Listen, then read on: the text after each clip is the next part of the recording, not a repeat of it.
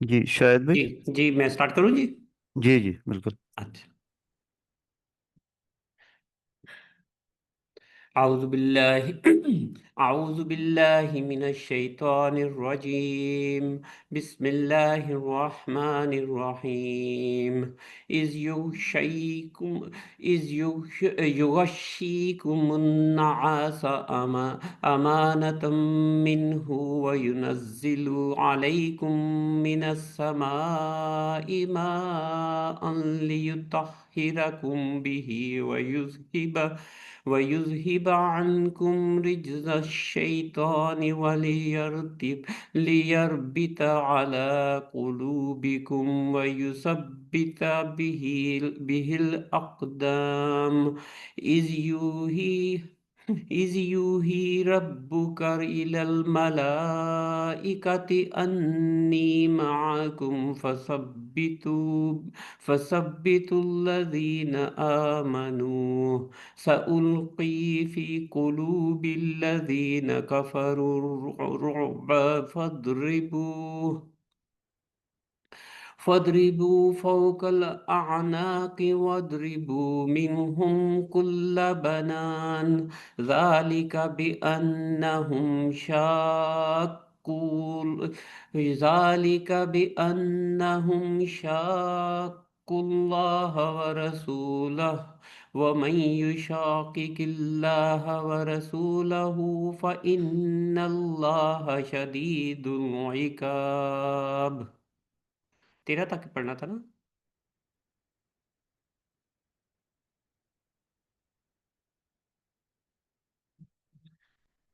صدق اللہ العظیم.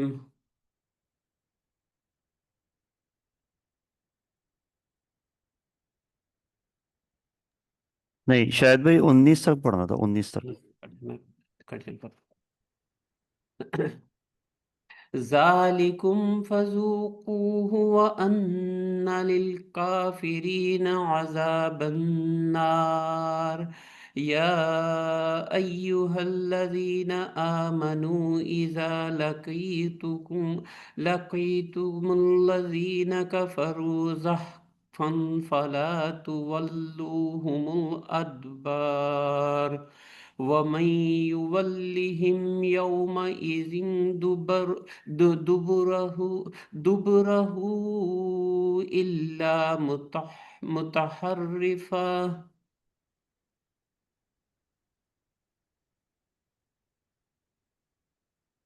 إلا متحرفا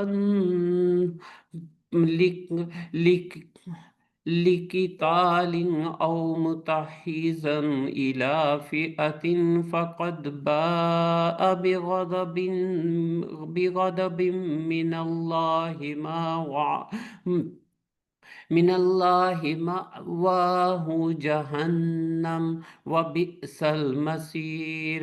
فلم تقتلوهم ولكن الله قتلهم وما رميت إذ رميت ولكن الله وليبلي المؤمنين منه بلاء حسنا.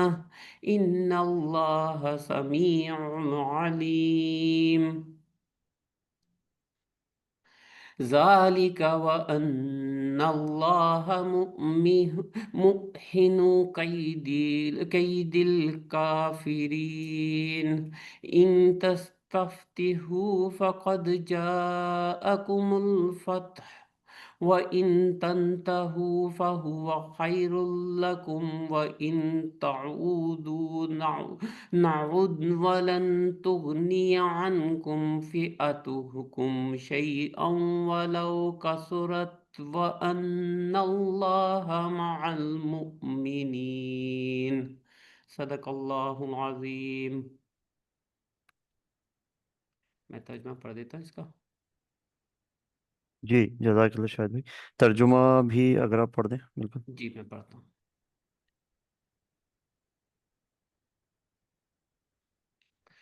اور وہ وقت جبکہ اللہ اپنی طرف سے غنودگی کی شکل میں تم پر اطمینان اور بے خوفگی کی کیفیت طاری کر رہا تھا، اور آسمان سے تمہارے اوپر پانی برسا رہا تھا تاکہ تمہیں پاک کرے اور تم سے شیطان کی ڈالی ہوئی نجاست دور کرے اور تمہاری ہمت بندھائے اور اس کے ذریعے سے تمہارے قدم جمائے۔ اور وہ وقت جب کہ تمہارا رب فرشتوں کو اشارہ کر رہا تھا کہ میں تمہارے ساتھ ہوں، تم اہل ایمان کو ثابت قدم رکھو، میں ابھی ان کافروں کے دلوں میں رعب ڈالے دیتا ہوں، پس تم ان کی گردنوں پر ضرب اور جوڑ جوڑ پر چوٹ لگاؤ۔ یہ اس لیے کہ ان لوگوں نے اللہ اور اس کے رسول صلی اللہ علیہ وآلہ وسلم کا مقابلہ کیا، اور جو اللہ اور اس کے رسول صلی اللہ علیہ وآلہ وسلم کا مقابلہ کرے، اللہ اس کے لیے نہایت سخت گیر ہے۔ یہ ہے تم لوگوں کی سزا، اب اس کا مزہ چکھو، اور تمہیں معلوم ہو کہ حق کا انکار کرنے والوں کے لیے دوزخ کا عذاب ہے۔ اے ایمان لانے والو، جب تم ایک لشکر کی صورت میں کفار سے دوچار ہو تو ان کے مقابلے میں پیٹھ نہ پھیرو۔ جس نے ایسے موقع پر پیٹھ پھیری، الا یہ کہ جنگی چال کے طور پر ایسا کرے یا کسی دوسری فوج سے جا ملنے کے لیے، تو وہ اللہ کے غضب میں گر جائے گا، اس کا ٹھکانہ جہنم ہوگا اور وہ بہت بری جائے بازگشت ہے۔ بس حقیقت یہ ہے کہ تم نے انہیں قتل نہیں کیا بلکہ اللہ نے ان کو قتل کیا، اور تو نے نہیں پھینکا بلکہ اللہ نے پھینکا، اور مومنوں کے ہاتھ جو اس کام میں استعمال کیے گئے۔ تو یہ اس لیے تھا کہ اللہ مومنوں کو ایک بہترین آزمائش سے کامیابی کے ساتھ گزار دے۔ یقیناً اللہ سننے اور جاننے والا ہے۔ یہ ٹھیک ہے، معاملہ تو جی 19 ابھی ایک رہتے نا تھوڑا۔ ایک رہتی ہے، جی جی، دو جی رہتی جی، ہے۔ یہ معاملہ تو تمہارے ساتھ ہے، اور کافروں کے ساتھ معاملہ یہ ہے کہ اللہ کی چالوں کو کمزور کرنے والا ہے۔ اللہ ان کی چالوں کو کمزور کرنے والا ہے۔ ان کافروں سے کہہ دو، اگر تم فیصلہ چاہتے تھے تو لو، فیصلہ تمہارے سامنے آ گیا، اب باز آ جاؤ تو تمہارے سے ہی لیے بہتر ہے، تو تمہارے ہی لیے بہتر ہے، سوری، اب باز آ جاؤ تو تمہارے لیے ہی بہتر ہے، ورنہ پھر پلٹ کر اسی حماقت کا اعادہ کرو گے تو ہم بھی اسی سزا کا اعادہ کریں گے، اور تمہاری جمعیت خواہ وہ کتنی ہی زیادہ ہو تمہارے کچھ کام نہ آ سکے گی، اللہ مومنوں کے ساتھ ہے۔ ٹھیک ہے، جزاک اللہ شاہد بھائی۔ اچھا، تھوڑا سا میں بیک گراؤنڈ اور اوور ویو دے دیتا ہوں۔ میرے خیال میں جتنے لوگ قرآن کلاس میں شریک ہیں وہ مستقل ہی شریک ہوتے ہیں۔ تو یہ ہماری ویکلی قرآن کلاس ہے جو ہر سنڈے 1:45 پہ ہم لوگ کرتے ہیں، زوم پہ یا ان پرسن۔ سورہ انفال جو ہے وہ ہم اس کا مطالعہ کر رہے ہیں۔ پچھلے سیشن میں ہم نے اس کی پہلی رکوع کا مطالعہ کیا تھا، اور اس صورت کے حوالے سے جو بھی اس کا شان نزول ہے اور اس کی پہلی رکوع میں جو آیات تھیں وہ حسن بھائی نے جو ہے سامنے رکھی تھی آپ لوگوں کے۔ اس کا تھوڑا سا اوور ویو میں دے دیتا ہوں کہ سورہ انفال جو ہے وہ جنگ بدر کے موقع پہ اس کے بعد یہ نازل ہوئی تھی، اور اس جنگ میں جو معاملات پیش آئے تھے اس صورت میں ان معاملات کو زیر بحث لایا گیا ہے، اور اس میں جو بہت سارے مسلمانوں کے رویوں میں چیزیں تھیں، مال غنیمت کے حوالے سے، جنگ کے حوالے سے جو اخلاقی اقدار تھی، اس کو اسلامی اصولوں کے مطابق رہنمائی فرمائی گئی ہے، اور اس میں بہت ساری چیزوں کا اعادہ کیا گیا ہے جو میں آگے چل کے بیان کروں گا۔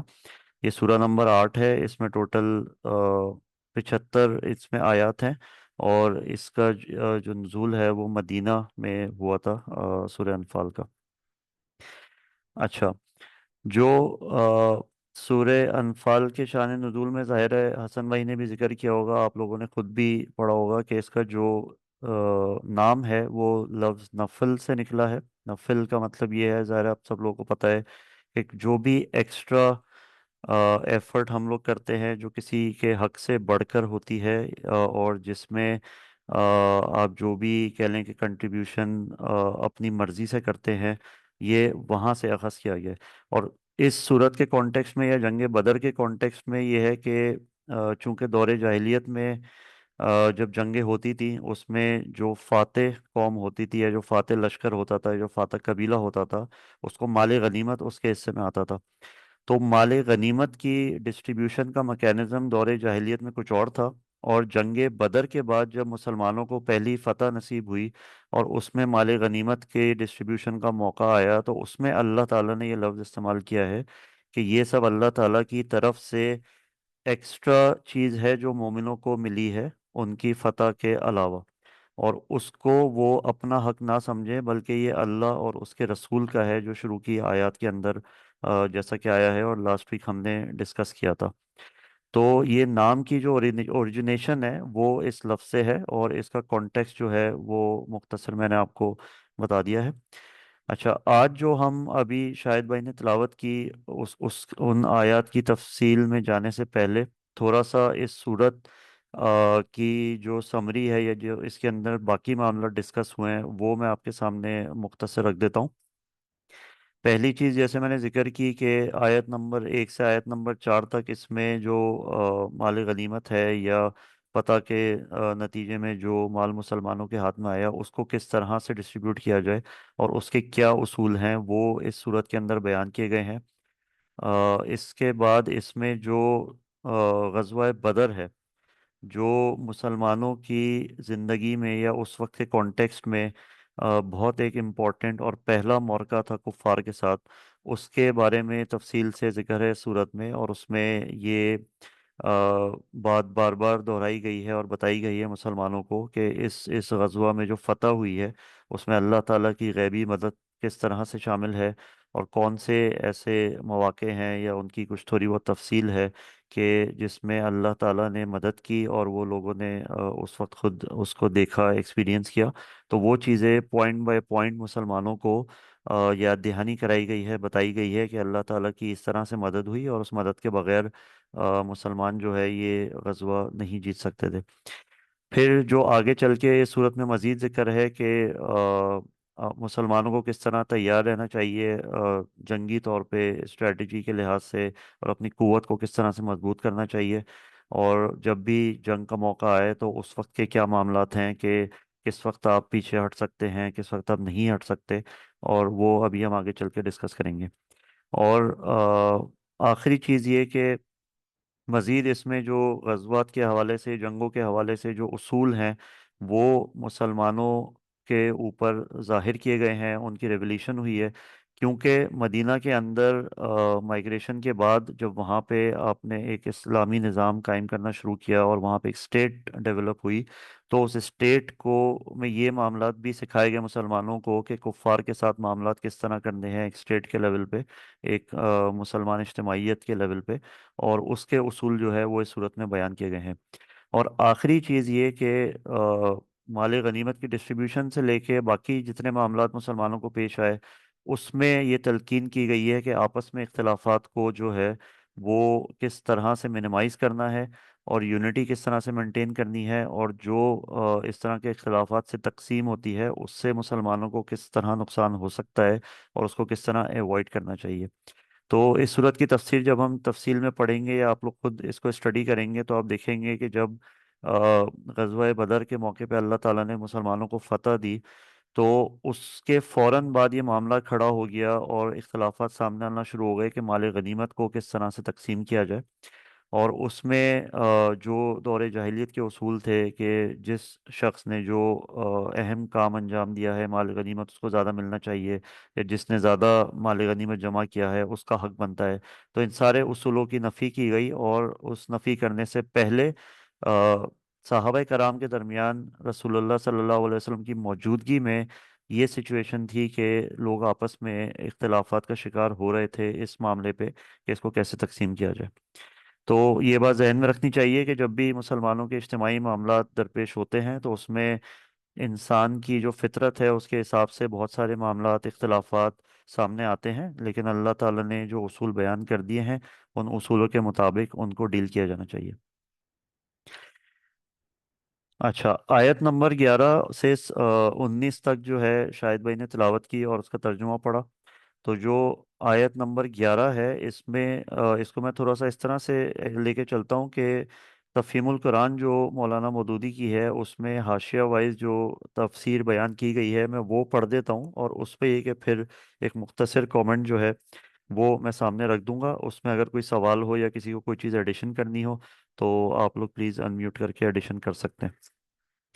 تو آیت نمبر 11 کا ترجمہ یہ ہے کہ اور وہ وقت جب کہ اللہ اپنی طرف سے غنودگی کی شکل میں تم پر اطمینان اور بے خوفی کی کیفیت طاری کر رہا تھا، اور آسمان سے تمہارے اوپر پانی برسا رہا تھا تاکہ تمہیں پاک کرے اور تم سے شیطان کی ڈالی ہوئی نجاست دور کرے اور تمہاری ہمت بندھائے اور اس کے ذریعے سے تمہارا قدم جما دے۔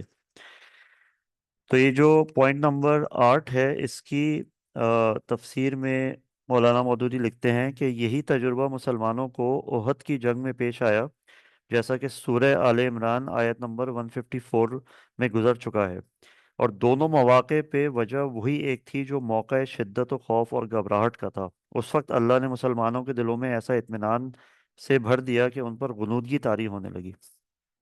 اب اس پہ اگر غور کیا جائے تو یہ ہمارے لیے سمجھنے کی بات ہے کہ غزوہ بدر میں جن آ، اللہ تعالیٰ کی غیبی امداد کا ذکر کیا گیا ہے، جو مسلمانوں کی جن طریقوں سے مدد کی گئی، اس میں سے یہ ایک وہ پوائنٹ ہے کہ جس کے ذریعے مسلمانوں کی مدد کی گئی۔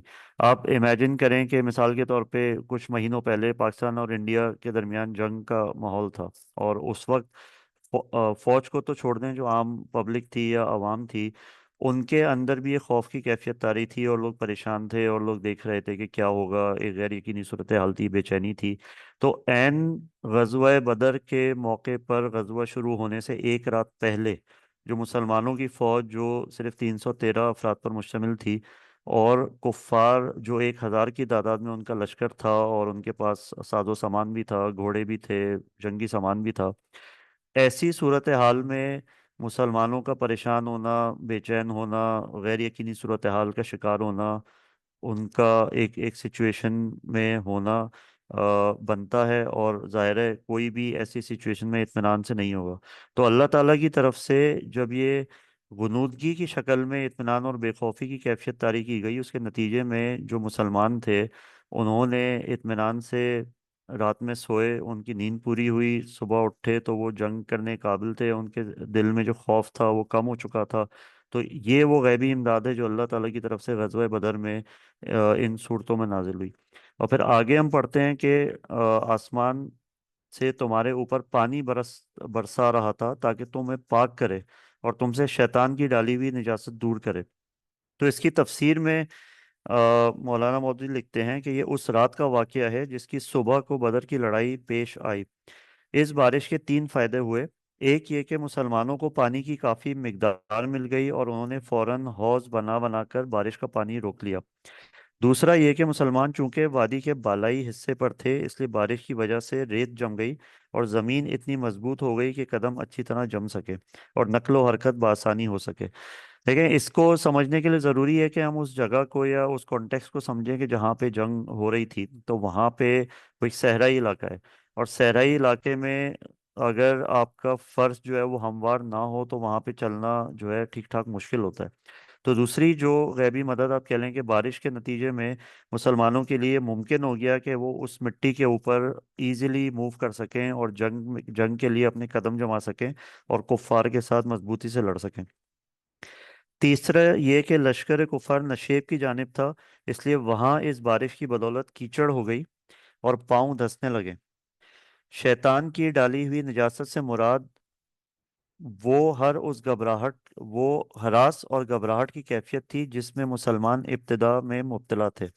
تو جو خوف مسلمانوں کے اندر تھا اس جنگ پہ جانے سے پہلے، غزوہ بدر سے پہلے، اپنی تعداد کو لے کر، اپنے ساز و سامان کو لے کر، وہ خوف اللہ تعالیٰ نے کفار کے دلوں میں ڈال دیا اور مسلمانوں کے قدم جما دیے۔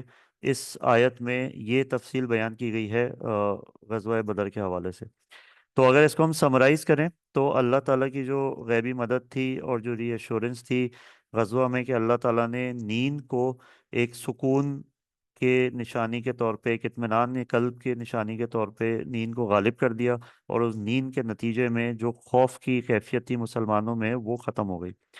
اور دوسری جو اللہ تعالیٰ کی غیبی مدد تھی وہ یہ کہ اللہ تعالیٰ نے بارش اس رات ہو گئی۔ اور اگر غزوہ بدر کی پوری تفصیل آپ لوگوں نے پڑھی ہے تو اس میں جو پانی کے میجر کہہ لیں کہ ریسورسز تھے، وہاں پہ قریش نے قبضہ کر لیا تھا جنگ سے ایک دن پہلے، دو دن پہلے، جب ان کا لشکر پروگریس کر رہا تھا تو مسلمانوں کے پاس پانی کی قلت تھی۔ تو بارش کے نتیجے میں وہ قلت جو ہے وہ ختم ہوئی، اور اللہ تعالیٰ نے مسلمانوں کی غیبی مدد کی اس جنگ میں۔ اس کے بعد جو آیت ہے اس کا ترجمہ ہے کہ اور وہ وقت جب کہ تمہارا رب فرشتوں کو اشارہ کر رہا تھا کہ میں تمہارے ساتھ ہوں، تم اہل ایمان کو ثابت قدم رکھو، میں ابھی ان کافروں کے دلوں میں روب ڈالے دیتا ہوں، بس تم ان کی گردنوں پر ضرب اور جوڑ جوڑ پر چوٹ لگاؤ۔ تو یہ جو حاشیہ نمبر 10 ہے اس کی میں پہلے تفسیر پڑھ دیتا ہوں جو مولانا مودودی نے لکھی ہے۔ جو اصولی باتیں ہم کو قرآن کے ذریعے سے معلوم ہے ان کی بنا پر ہم یہ سمجھتے ہیں کہ فرشتوں سے قتال میں یہ کام نہیں لیا گیا ہوگا اور وہ خود حرب و ضرب کا کام کریں، بلکہ شاید اس کی صورت یہ ہوگی کہ کفار پر جو ضرب مسلمان لگائیں وہ فرشتوں کی مدد سے ٹھیک بیٹھے اور کاری لگے۔ تو اس میں آپ دیکھ سکتے ہیں کہ جو اللہ تعالیٰ نے مدد کی اس میں بہت سارے ایسے ایلیمنٹس تھے جو ظاہری ایلیمنٹس تھے، مثال کے طور پہ بارش کا ہو جانا، مثال کے طور پہ لوگوں مسلمانوں کے اوپر غنودگی کا طاری ہو جانا، ان کے دلوں میں اطمینان آ جانا، یہ ظاہری ایلیمنٹس تھے۔ اور جو غیبی مدد تھی جو جس کو مسلمان نہیں دیکھ سکتے تھے، نہیں محسوس کر سکتے تھے، اس میں سے ایک غیبی مدد یہ تھی کہ فرشتوں کے ذریعے مسلمانوں کی مدد کی گئی، ان کے نشانے ٹھیک جگہ پہ لگیں، ان کی جس طرح سے بھی جو اللہ تعالیٰ کا نظام ہے فرشتوں سے مدد کرنے کا، مسلمانوں کی مدد کرنے کا، اس کو بروئے کار لایا گیا، اور اس کے نتیجے میں کم طاقت والے لشکر نے، کم تعداد والے لشکر نے ایک بہت بڑے لشکر پہ فتح حاصل کی۔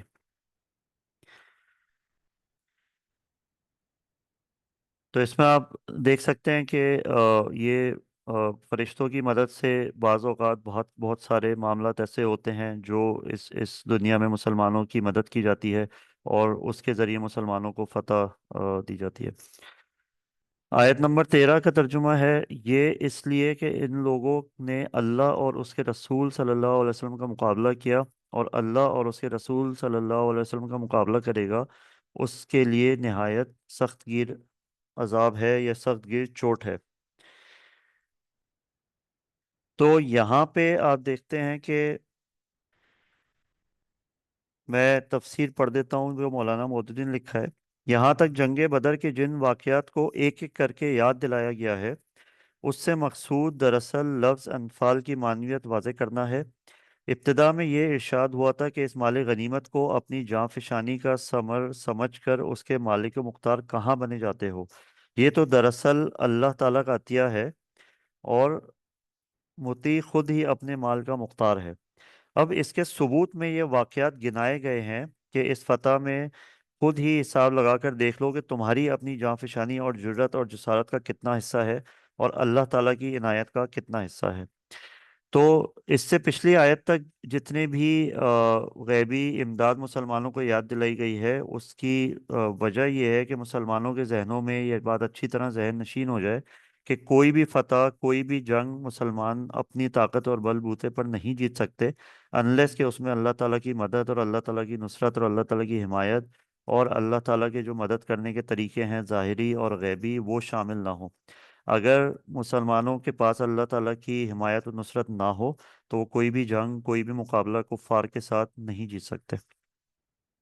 اس کے بعد جو ہے آیت نمبر 13 میں اس میں رخ جو ہے وہ کافروں کی طرف، قریش کی طرف موڑ دیا گیا ہے، اور اس میں جو ہے ان کو یہ بتایا جا رہا ہے کہ وہ اس سزا کے یا اس شکست کے کیوں مستحق ٹھہرے ہیں، کیونکہ اس آگے آپ چل کے دیکھیں گے کہ یہ بات کفار کی طرف سے آئی تھی کہ جو حق پر ہے اس کو اللہ تعالیٰ فتح نصیب کر دے، ان کی طرف سے بھی اس طرح کی دعائیں سامنے آئی تھی، اس طرح کا موقف سامنے آیا تھا، تو اللہ تعالیٰ نے یہ چیز بھی اس صورت میں واضح کی ہے۔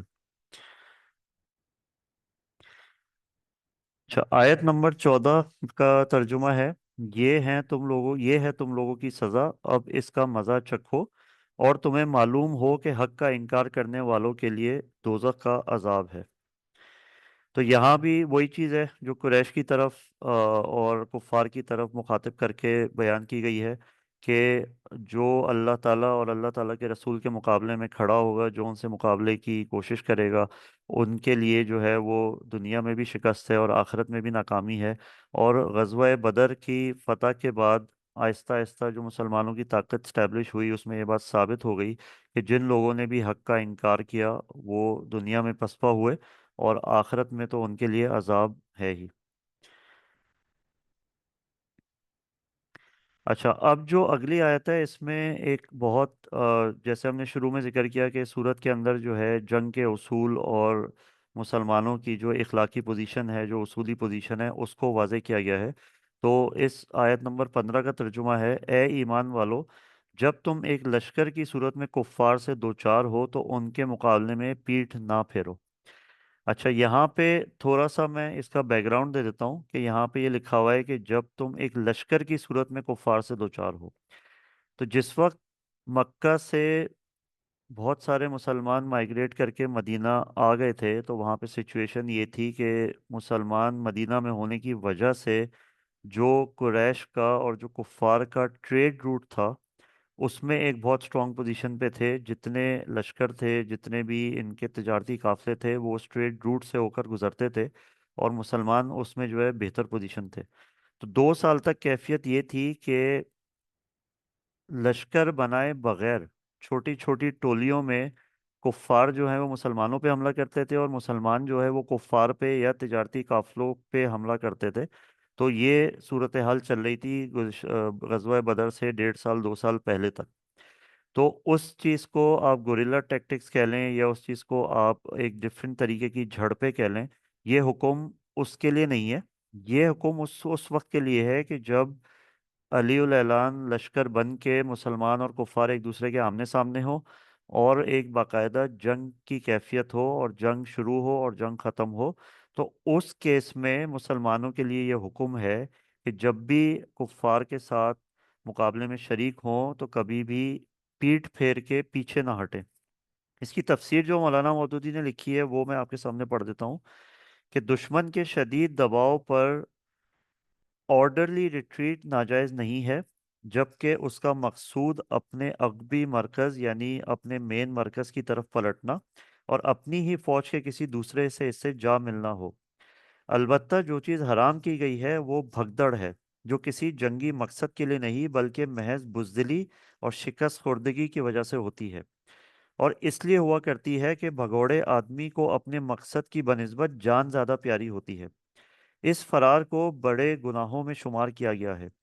चुनाचे नबी करीम सल्लल्लाहु अलैहि वसल्लम फरमाते हैं कि 3 गुनाह ऐसे हैं कि उनके साथ कोई नेकी फ़ायदा नहीं देती।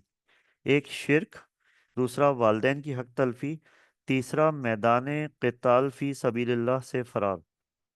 इसी तरह एक और हदीस में आप सल्लल्लाहु अलैहि वसल्लम ने 7 बड़े गुनाहों का जिक्र किया है, जो इंसान के लिए तबाह कुन और उसके अंजाम अखरवी के लिए गारत गर हैं। इनमें से एक ये गुनाह भी है कि आदमी कुफ्र और इस्लाम की जंग में कुफ्फार के आगे पीठ फेर के भागे। इस फेल को इतना बड़ा गुनाह करार देने की वजह सिर्फ यही नहीं है कि ये एक बुज़दिलाना फेल है, बल्कि इसकी वजह यह है कि ये एक शख्स का भगोड़ापन बाज़ औक़ात एक पूरी पलटन को, और एक पलटन का भगोड़ापन एक पूरी फौज को बदहवास करके भगा देता है। और फिर जब एक दफ़ा किसी फौज में भगदड़ पड़ जाए तो कहा नहीं जा सकता कि ये तबाही किस हद तक जाकर ठहरेगी। इस तरह की भगदड़ सिर्फ फौज ही के लिए तबाकुन नहीं है, बल्कि उस मुल्क के लिए भी तबाकुन है जिसकी फौज ऐसी शिकस्त खाए। तो ये आपके सामने है कि मुसलमानों को जिस चीज़ की तरबियत दी गई है, मुसलमानों को जिस चीज़ के लिए तैयार किया गया है कि जब भी कुफ़ार के मुकाबले में या हक और बातिल के मौके में अगर आप हक के साथ खड़े हैं तो किसी भी सूरत मुकाबले से पीछे हटने की इजाज़त नहीं है। और आजकल के दौर में अगर हम रेफ़र करें तो हमने गज़ा में सूरत हाल देखी है कि बड़ी से बड़ी ताकत दुनिया की माला माल वसाइल से भरपूर एक आबादी के ख़िलाफ़ जो है वो यानी जुल्म कर रही है। लेकिन वहाँ के जो रहने वाले लोग हैं ना वो उस मुकाबले से पीछे हट रहे हैं और ना अपनी कमर फिर रहे हैं, ना वहाँ से भाग रहे हैं। तो मुसलमानों को इस बात की इजाज़त ही नहीं है। तो जो दीन का फहम रखता है, कभी भी ऐसा कोई मामला पेश आएगा तो उसको ये बात समझ लेनी चाहिए कि मुसलमानों के पास ये ऑप्शन नहीं है कि वो ऐसी जंग से भाग सके। तो इसकी समरी अगर हम देख लें कि हम ऐसे किसी मुकाबले से पीछे नहीं हट सकते अनलेस के कोई हमारी वॉर टेक्निक हो या कोई स्ट्रेटजी हो कि हमें यहाँ से हट के दूसरी पोजीशन पे जाना है या किसी और तरीके से लड़ना है या कि अपनी कुवत में इजाफे के लिए कोई स्टेप उठाएं। और अगर इसके अलावा सिर्फ ये रीज़न है कि अपनी जान बचानी है तो ये बहुत बड़ा गुनाह है अल्लाह ताला के नज़दीक। इसके बाद आयत नंबर 16 का तर्जुमा ये है जिसमें मजीद पिछले हुक्म की तफसील बयान की गई है कि जिसने ऐसे मौके पर पीठ फेरी, इल्ला ये कि जंगी चाल के तौर पर ऐसा करे या किसी दूसरी फौज से जा मिलने के लिए, तो वो अल्लाह के गज़ब में घिर जाएगा। उसका ठिकाना जहन्नुम होगा और वो बहुत बुरी जाए बाज़गश्त है। इसकी तफसील मैं आपके सामने पढ़ चुका हूँ और ये पिछली ही हुक्म की जो है एक्सप्लेनेशन है। आयत नंबर 17 का तर्जुमा, बस हकीकत यह है कि तुमने उन्हें कत्ल नहीं किया बल्कि अल्लाह ने उनको कत्ल किया, और तूने नहीं फेंका बल्कि अल्लाह ने फेंका। और मोमिनों के हाथ में जो इस काम में इस्तेमाल किए गए तो ये इसलिए था कि अल्लाह मोमिनों को एक बेहतरीन आजमाइश से कामयाबी के साथ गुजार दे। यकीनन अल्लाह सुनने और जानने वाला है। इसकी तफसीर मैं पढ़ता हूँ लेकिन उससे पहले ये बात हमें बहुत क्लियरली समझने की ज़रूरत है कि इस आयत में क्या चीज़ बयान की गई है। देखिए, बाज़ औक़ात एज अ मुसलमान या जिस मटीरियलिस्टिक दुनिया में हम रहते हैं, हम ये समझने लगते हैं कि जो भी हमें कामयाबी मिल रही है या जो भी काम कर रहे हैं उसके पीछे हमारा हाथ है, और कोई अल्लाह ताला की मदद नुसरत या रोज़मर्रा के मामलात में अल्लाह ताला की मर्ज़ी और मंशा शामिल नहीं है। तो इस आयत से ये बिल्कुल वाज़ेह हो जाता है कि ग़ज़वा बदर के मौके पे भी और जंगों के मामलात में भी और अमूमी तौर पे भी कोई ऐसी चीज़ नहीं है जो अल्लाह ताला की मर्ज़ी और मंशा के बगैर हो सके। हम ये समझ रहे होते हैं कि चीज़ें हम कर रहे हैं लेकिन उसके पीछे अल्लाह ताला की मर्ज़ी होती है, अल्लाह ताला का हुक्म होता है। एक एक ख़ास अल्लाह ताला की तरतीब होती है और उस तरतीब के अंदर सिर्फ हम एक अपना किरदार अदा कर रहे होते हैं। तो इसकी जो तफसीर मौलाना मौदूदी ने लिखी है, जो ये दूसरी आयत, इस आयत का सेकंड पार्ट है कि तूने नहीं फेंका बल्कि अल्लाह ने फेंका है। तो ये मौरका बदर में जब मुसलमानों और कुफ़ार के लश्कर एक दूसरे के मुकाबिल हुए और आम जर्दो खुर्द का मौका आ गया तो हुजूर सल्लल्लाहु अलैहि वसल्लम ने मुट्ठी भर रेत हाथ में लेकर शाहितुल वजूह कहते हुए कुफ़ार की तरफ फेंकी, और उसके साथ ही आप सल्लल्लाहु अलैहि वसल्लम के इशारे से मुसलमान यकबारगी कुफ़ार पर हमला आवर हुए। इस वाक़े की तरफ इशारा है। तो बेशक अल्लाह ताला के रसूल सल्लल्लाहु अलैहि वसल्लम ने एक अमल किया, लेकिन अल्लाह ताला यहाँ पे ये बता रहे हैं कि तुमने उन्हें कत्ल नहीं किया बल्कि अल्लाह ने उन्हें कत्ल किया, और तूने नहीं फेंका बल्कि अल्लाह ने फेंका, जो फूक मारने की तरफ इशारा है। और मोमिनों के हाथ जो इस काम में इस्तेमाल किए गए वो इसलिए था कि अल्लाह ताला मोमिनों को एक बेहतरीन आजमाइश से कामयाबी के साथ गुजार दे। यकीनन अल्लाह ताला सुनने और जानने वाला है। यानी एक काम अल्लाह ताला ने के डिज़ाइन के मुताबिक हुआ, उसमें मुसलमानों से काम लिया गया, सहाबे कराम से काम लिया गया और वो अपने अंजाम को पहुंचा, इसलिए कि अल्लाह ताला मोमिनों को एक बेहतरीन आजमाइश से कामयाबी के साथ गुजार दे। तो इस आयत से हमें ये पता चलता है कि जो भी मामलात हैं वो अल्लाह ताला की मर्ज़ी और मंशा के बगैर नहीं हो सकते। हम अपनी पूरी कोशिश करने के बाद जब कोई नतीजा देखते हैं तो वो नतीजा अल्लाह ताला की वजह से हमारे सामने आता है, और चाहे वो फतह के मामलात हों चाहे वो किसी बर्तरी के मामलात हों, अल्लाह ताला की मर्ज़ी के बगैर मुमकिन नहीं है। आयत नंबर 18 का तर्जुमा ये है, ये मामला तो तुम्हारे साथ है और काफिरों के साथ मामला ये है कि अल्लाह उनकी चालों को कमज़ोर करने वाला है। तो इसमें और इससे आगे जो आयत है उसको भी हम मेरे ख्याल में एक साथ देख लेते हैं। इन काफिरों से कह दो अगर तुम फैसला चाहते थे तो लो, फैसला तुम्हारे सामने आ गया। अब बाज आ जाओ, तुम्हारे ही लिए बेहतर है, वरना फिर पलट कर इसी हिमाकत का इरादा करोगे तो हम भी उसी सज़ा का इरादा करेंगे, और तुम्हारी जमीयत ख्वाह वो कितनी ही ज़्यादा हो, तुम्हारे कुछ काम ना आ सकेगी।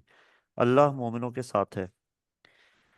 तो यहाँ पे जो मैं आपसे बैकग्राउंड जिक्र कर रहा था, गज़वा बदर से पहले शुरू में जो कुफार की तरफ से बात आ रही थी, तो उसकी तफसीर में मौलाना मौदूदी लिखते हैं कि मक्के से रवाना होते हुए मुशरिकीन ने काबे का पर्दा पकड़कर दुआ मांगी थी कि खुदाया, दोनों ग्रोहों में जो दोनों ग्रोहों में से जो बेहतर हो उसको फतह अता कर। अच्छा, अब ये बात भी देखें, समझने की है कि जो कुफ़ार हैं वो खाने काबा का गिलाफ पकड़कर अगर दुआ मांग रहे हैं तो वो भी अल्लाह ताला पे बिलीव करते थे, अल्लाह ताला पे यकीन रखते थे, लेकिन वो अल्लाह ताला के साथ साथ शिर्क करते थे और बहुत सारे दीगर बुतों की या दीगर मामलात की पूजा करते थे। तो गज़वा बदर से पहले एक दुआ जो है वो मुसलमानों की तरफ से हुई थी, और एक दुआ जो है वो कुफ़ार की तरफ से हुई थी। तो ये उस दुआ का जिक्र है, दोनों ग्रोहों में से जो बेहतर है उसको फतह अता कर। और अबू जहल ने खास तौर पर कहा था कि खुदाया, हम में से जो बरसरे हक हो उसे फतह दे, और जो बरसरे जुल्म हो उसे रुस्वा कर दे। चुनाचे अल्लाह ताला ने उनकी मुंह मांगी दुआएं हर बहर पूरी कर दी, और फैसला करके बता दिया कि दोनों में से कौन अच्छा और कौन बरसरे हक है। तो ये रुकू नंबर 2 सूर्य अनफाल का, ये उसकी एक थोड़ा सा मुताला था, तो इसी समरी थी जिसमें हमें जो है कुछ मामलात हमने पढ़े हैं और समझे हैं।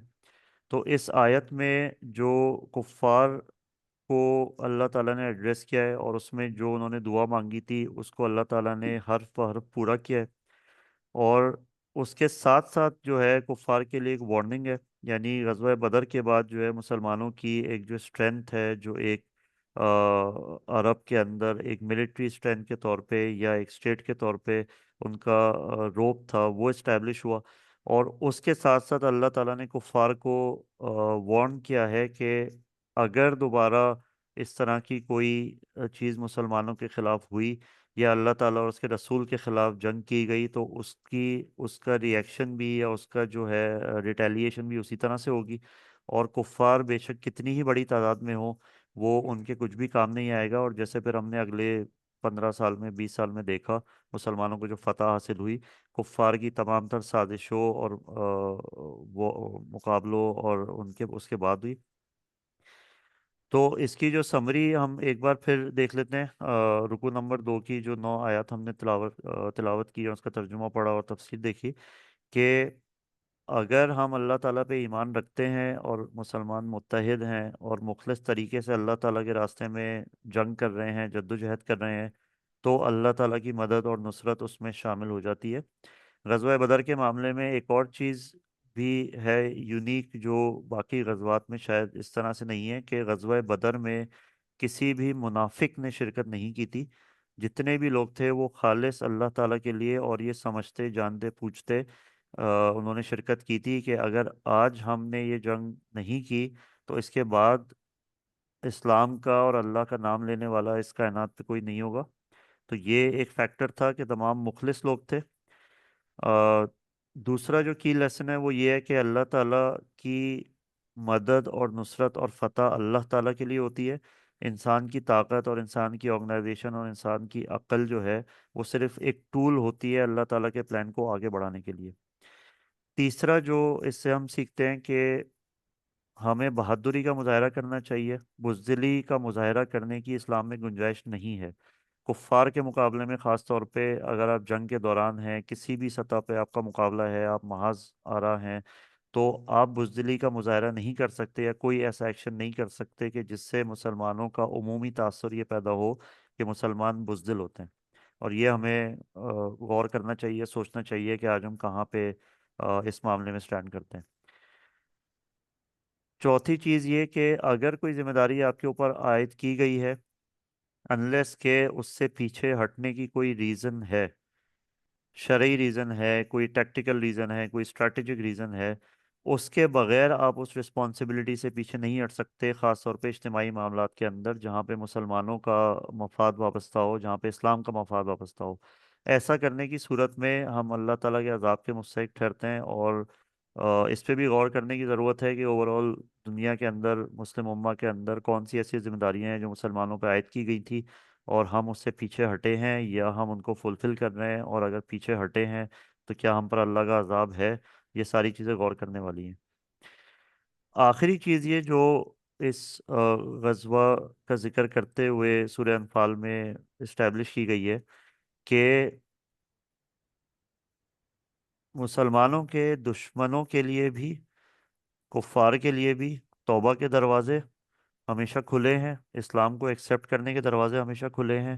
اسلام پوری انسانیت کے لیے آیا ہے، اور یہ سورج جب ہم آگے پڑھیں گے تو ہم یہ دیکھیں گے کہ اس میں انلیس کہ کوئی شخص یا کفار کھلم کھلا اللہ تعالیٰ اور اس کے رسول صلی اللہ علیہ وسلم کے خلاف جنگ پر اتر آئیں، ان کے لیے راستے اور اسلام کی رحمت کے دروازے ہمیشہ کھلے ہیں۔ تو جزاک اللہ۔ اس پہ ہم اختتام کرتے ہیں۔ کوئی اگر سوال ہو، کوئی کسی کو کوئی چیز ایڈ کرنی ہو تو وہ ایڈ کر سکتے ہیں۔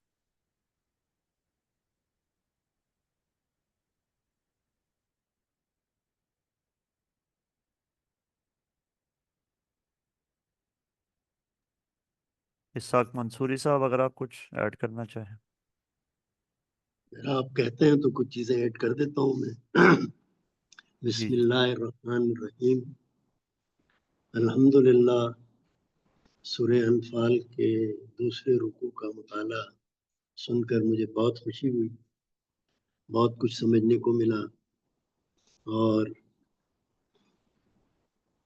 بحیثیت استاد کے ایک عادت ہے مارکنگ کی، تو میں اجازت چاہوں گا حسن جمیل صاحب سے بھی اور تمجید اعجازی صاحب سے بھی کہ میرے حساب سے مارکنگ برابر ہی ہے دونوں کی۔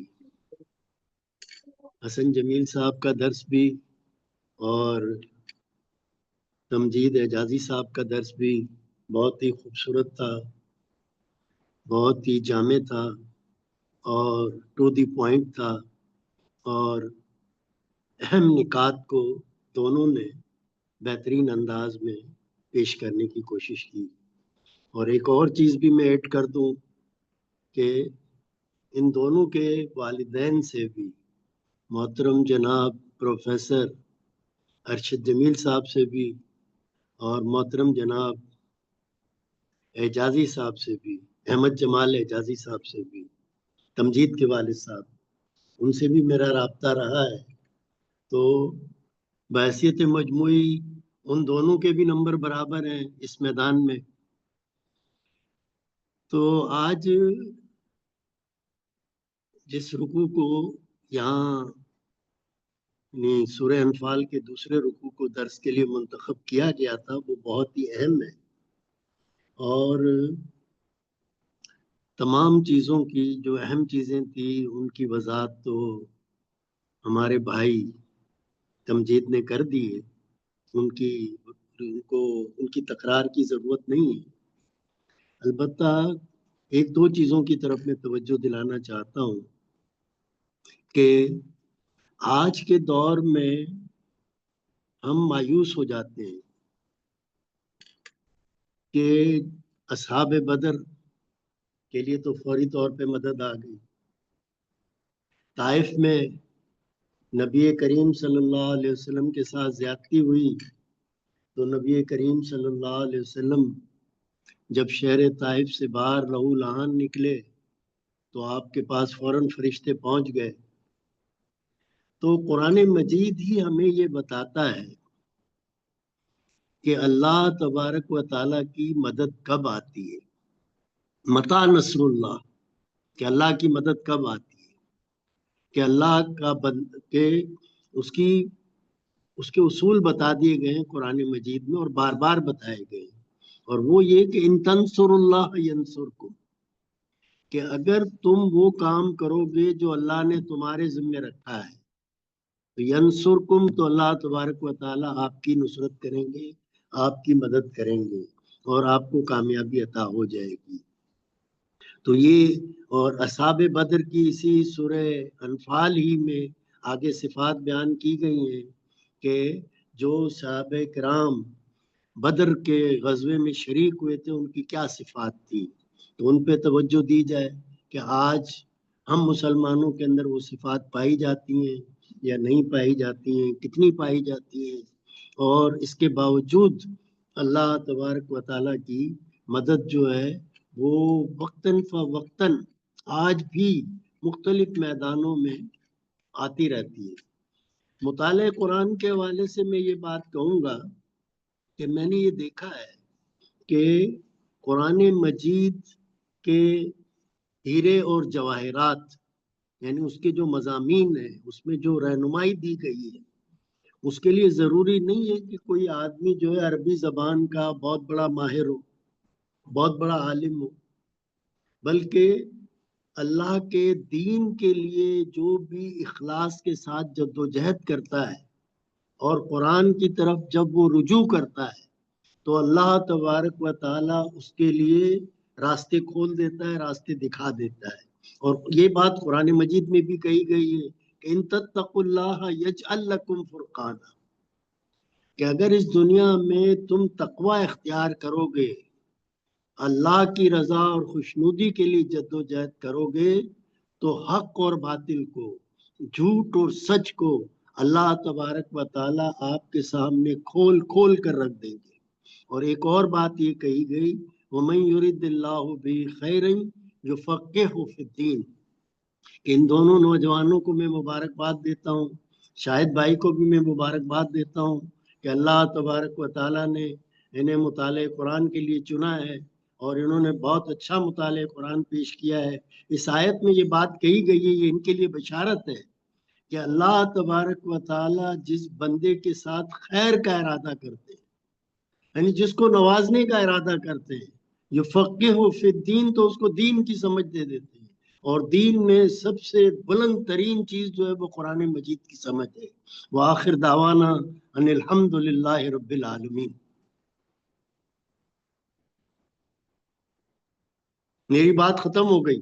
جزاک اللہ اسحاق صاحب۔ حسن بھائی اگر آپ کنکلوڈ کرنا چاہیں۔